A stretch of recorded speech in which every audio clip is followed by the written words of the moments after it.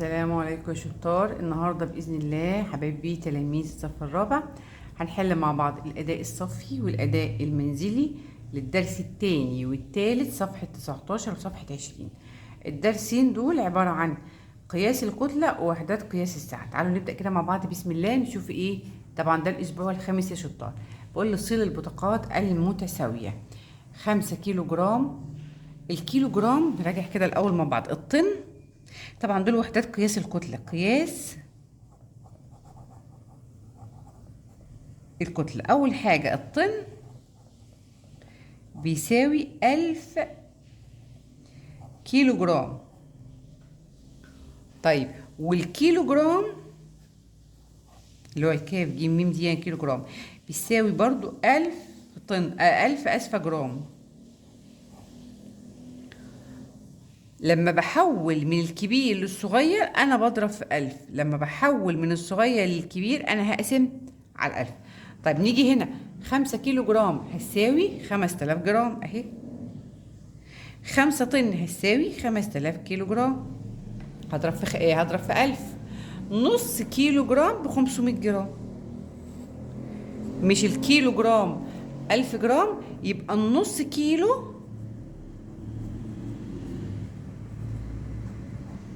بيساوي 500 جرام. خلاص نقلب الصفحة. بقول لي تأمل مجموعة الهدايا التالية ثم تعاون مع زملائك في ترتيب كتل الهدايا من الأثقل إلى الأخف.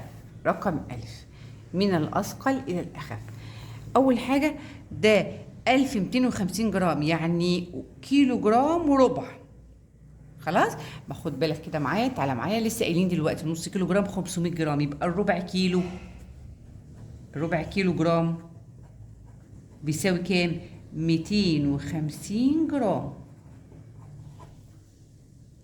يبقى الهدية الأولى كيلو و250 جرام يعني 1250 جرام.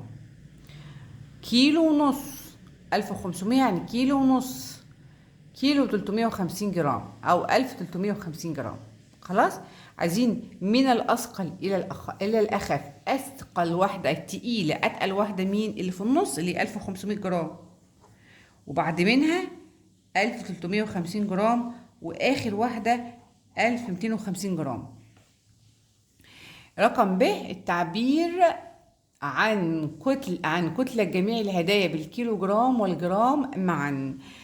التعبير عن جميع الهدايا بالكيلو جرام والجرام زي ما انا قلت لك ده كده هيبقى كيلو وربع، كيلو وربع جرام او كيلو و250 جرام. فاول واحده دي هنقول عليها 1 كيلو او كيلو و250 جرام.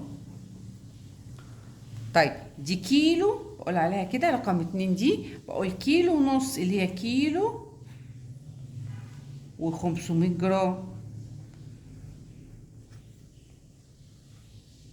دي كيلو يعني 1 كيلو و350 جرام. ده كده النشاط التاني. النشاط التالت عن السعة بقى. بيقول لي الصورة المقابلة تعبر عن إناء كبير يمتلئ على آخره بوضع 6 أكواب صغيرة. سعة كل منها 250 ملي. يعني الإناء ده هو بيتملى ب6 وحدات من دول.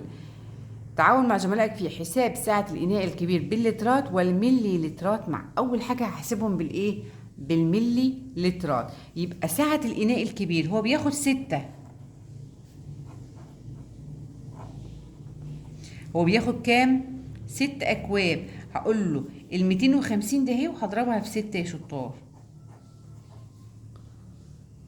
250 سعة الكوباية بالملي. خد بالك هقول له بيساوي، حط الصفر واضرب. الستة في 5 ب30، صفر بطلع ب3. الستة في 2 ب12 و3 يبقى 15. 1500 ايه؟ ملي لتر. طيب ركز معايا كده في جنب هنا كده، هقول لك على حاجة مهمة تاخد بالك منها. ايه هي دي يا ميس؟ اللتر بيساوي 1000 ملي لتر. طب دول 1500 يعني سعة الإناء أهو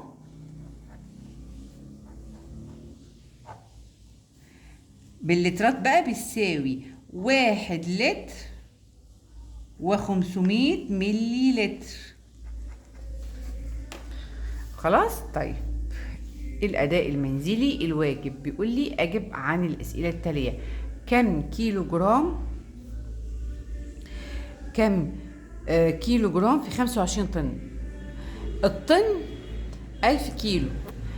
اما اجي احول من الطن للكيلو بضرب في 1000، فانا بحط ال 25 ده اهو وازود عليهم الثلاث اصفار بتوع الكيلو جرام، فيبقى 25000 كيلو جرام. ال 25 طن ب 25000 كيلو. طيب كم ملي لتر في 9 لترات و459؟ ال9 لترات دول يا شطار 9000 ملي، لان لسه قايلين دلوقتي حالا اللتر 1000 ملي، يبقى التسعة بكام؟ ب9000 زائد اجمع عليهم 495، يبقى كله باللترات 9495 ملي لتر. ميم لام لام يعني ملي لتر. سؤال رقم 3: إذا كان 9000 جرام بيساوي 6 كيلو جرام زائد الإيه؟ أوجد قيمة الإيه بالجرامات. ال6 كيلو جرام دول 6000 جرام. 6000 جرام. خلاص؟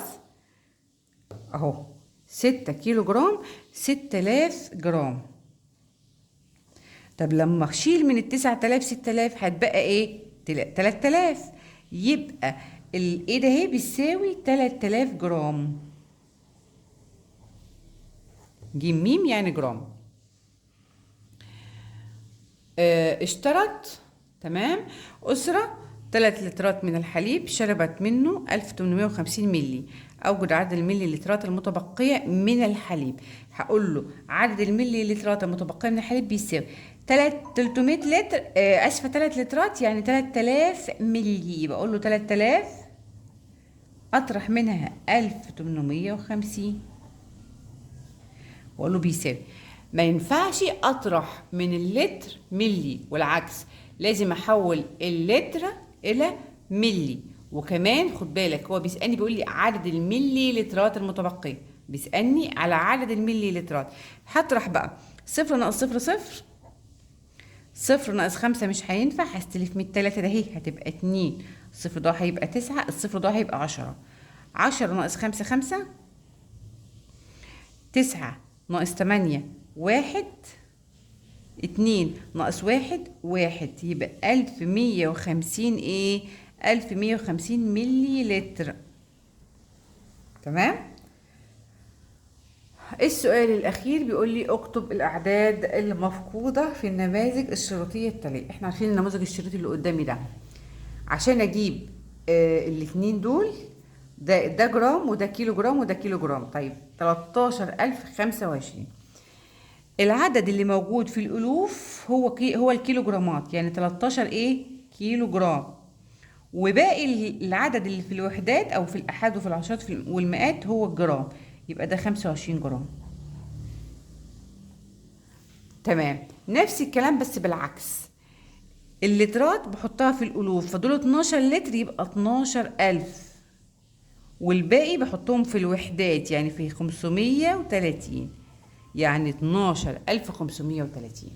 وده كان يا شطار الدرس التاني والتالت من الوحدة الايه دي يا شطار؟ الوحدة او الوحدة التالتة اللي هي بتاعت الوحدات الاسبوع الخامس. انتظروني ان شاء الله في الفيديو القادم، هنحل مع بعض الدرس الرابع وكمان تقييم الاسبوع الخامس باذن الله تعالى، اللي هو هيكون ان شاء الله في اسبوع بتاع الامتحان الشهر. تمام. انتظروني وفي اقوى مراجعه ان شاء الله هنراجع فيها كمان الاسبوع الجاي. ربنا يوفقكم وشكرا لكم.